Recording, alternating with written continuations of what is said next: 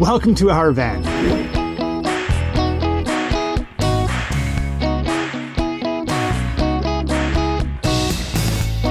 For our second and a half van build, the half is a long story, but I can tell you that it involves a cow. We opted for the short wheelbase Mercedes Sprinter.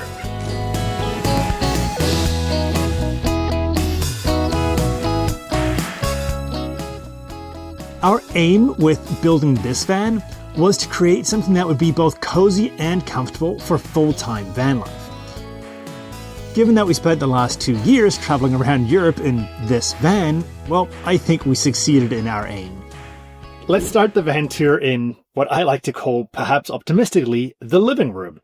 As you can see, we've got a really nice couch here. You can comfortably seat 2 people. It's about 114 centimeters. And we obviously have the classic, the mandatory for van life, the lagoon mount table here. For the tabletop, we actually used a piece that we had left over from our kitchen counter. So this is a really nice solid elm wood. And obviously inside the sofa, we actually have a ton of storage as well because it's completely open. Over here, to complement the living room arrangement, we have our swivel seat. So normally that's just the passenger seat, but you just swivel it around and this now creates a really nice open space. So you could actually seat 3 people. Or if your wife decides that she needs to stretch out her legs on the couch, well, then you at least have a place to be that's not the bed. The other nice thing about this swivel seat is that it creates a good working area. So with just a little bit of a careful positioning of the lagoon mount table, I can actually create a little desk for myself. So just like that. And there we go. I now have a nice little desk and your significant other can take up the whole couch. Let's move on to the kitchen. Or at least as much of a kitchen as you ever can have in a van. Although I honestly think we actually fit a really big kitchen considering that this is a short wheelbase Sprinter. The standout feature in our kitchen, for me at least, is our induction cooktop. For this van, one of our biggest criteria was to be gas-free, and well, the cooking is really a critical component in that. So with the induction cooktop, we can be completely gas-free, we can be off-grid for a really long time, well, pretty much unlimited time actually, as long as we have a little bit of sun coming into our solar panels. The other benefit of induction is that it's really easy to clean and it's safe since there's no gas connection and there's no open naked flame. If you guys want more details on using induction cooktops in your van, we've actually got a whole video on that, which I will link somewhere here. The other great thing about the kitchen in our van is the full-size sink. Since I'm the one that gets to do the dishes, I actually really appreciate having a proper amount of space so that I'm not just splashing water everywhere and fighting with it. The other nice thing about this sink is the incorporated soap dispenser. This just avoids the risk of, a separate soap pump just flying whenever you forget to put it away. In order to leave as much space as possible in the kitchen unit for storage, we decided to put our fridge underneath the bed. So let me go ahead and open it up for you. So this is the Isotherm CR130 fridge, which runs off of 12 or 24 volts. As you can see, it's a pretty big fridge, and that's been great for being off-grid for really long periods of time. Now, whether or not we would choose this fridge again, well, honestly, probably not. If you want all the pros and cons about this fridge and also 12-volt fridges in general, then make sure to check out our video where we actually go into detail about the whole topic. Since we're in the kitchen, let's talk about how we actually constructed our kitchen unit. Instead of the traditional sort of framing technique, we opted to go for a very classic European frameless style look, and we achieved that simply by using plywood and pocket screws. So it's a technique that absolutely everyone can do.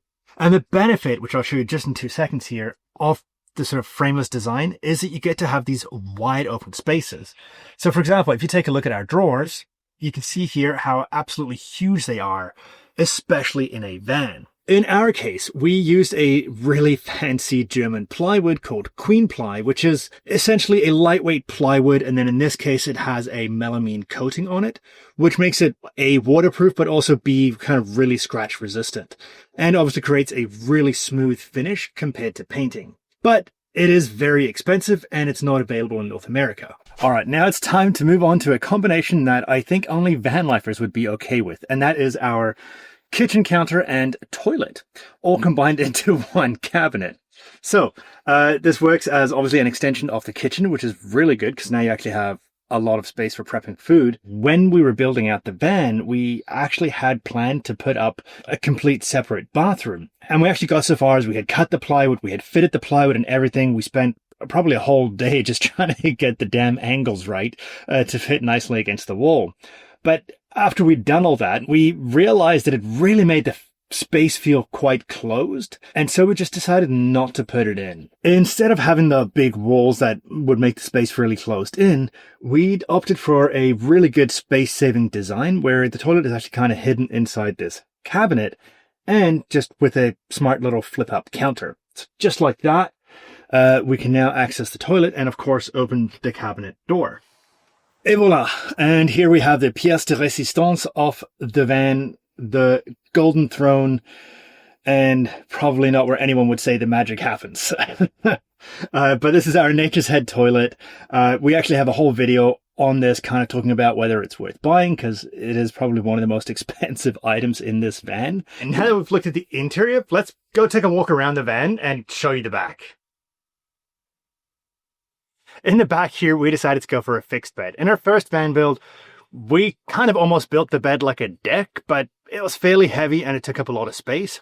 So for this van build, we decided to go for the modern option and use aluminium extrusions. And as you can hopefully see here, it's a completely floating bed. Because these are actually strong enough to support our weight and still span the roughly a little over 1.5 meters that the garage is wide. So on the sides, we have a aluminium extrusion that is bolted into the side of the van with plus nuts. And then these just kind of rest on top of it, just kind of like you would for, building a deck or a subfloor. The huge benefit of the aluminium, aside from the weight savings over wood, is it allows us to have a wide open garage. And that gives us a ton of storage, even though we still have the fridge sticking into the back here. Putting the fridge underneath the bed also saved us a ton of space in the kitchen, where, at least for our purposes, it was a lot more useful. Moving on to the other side of the garage, you can see what kind of looks like a milk jug, even though it's not technically for milk. But we really wanted to avoid plastic tanks because they just get nasty over time, they disintegrate, they leach chemicals into your water, and of course they leach microplastics as well. So all in all, nasty stuff.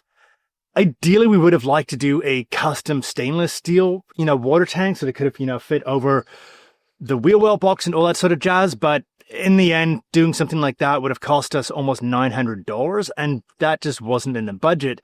So instead, we bought this milk jug looking stainless steel tank for about $150 instead. And it's 100 liters, which is more than enough to keep us boondocking, even if you have dogs as well. On the other side of the garage, this is where we have our entire power system, which is probably the most expensive part of the whole van. So you can see here we've got 3 200 amp hour lithium batteries, along with all Victron components and a Victron inverter. Now, the huge benefit of doing such a big power system is that it allowed us to be completely propane free. And being propane free, although it requires an initial investment, does actually save you money down the line because you never have to fill up gas to cook or to heat. On the outside of the van, right here is what actually makes this van usable. This is a fiberglass flare extension, whatever you want to call it, but we have one on both sides of the van. And this actually allows us to have, even me who's over 6 feet tall, this allows me to sleep sideways in the back of the van. And that allows us to have the sideways fixed bed in the back as well. Because obviously, with it being a short wheelbase Sprinter, if you had to put the bed lengthwise, you would have no more space left and it really wouldn't be particularly functional. So that's why we opted for these. We bought these from a German company. They're really, really well made. They're tested to be safe in a crash as well. And then we also had them professionally installed, just because you are cutting out a huge part of the van. So we really wanted to make sure that these were in solidly. Moving on to the roof of the van. You have a few options for roof racks on the Sprinter. There's a ton of companies that make them. Some of them look really awesome, but usually you're spending between $1,000 to $2,000 and more, depending on how fancy you want it. We didn't really want to spend that on the van, and we didn't really see the benefit of spending that money. So instead, we actually made our own little DIY roof rack using aluminium extrusion, also known as 80/20, even though it's not from that company. And in this case, we used 4x8 centimeter pieces, which are exceptionally strong. And it also allows you to mount M8 bolts into it so that whatever you mount to it will be extremely secure. And speaking of mounting, we actually mounted a huge single 550 watt residential solar panel. And the reason we did that was, well, A, because it actually meant that we could fit the maximum amount of solar power on the roof, but also B, it saved us a lot of money.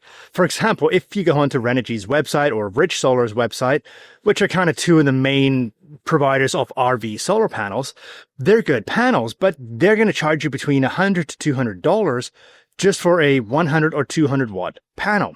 If we had opted for the regular RV solar panels, that would have cost us, well, probably between $600 to $700. And they still wouldn't have fit because those RV solar panels are not actually all that optimized.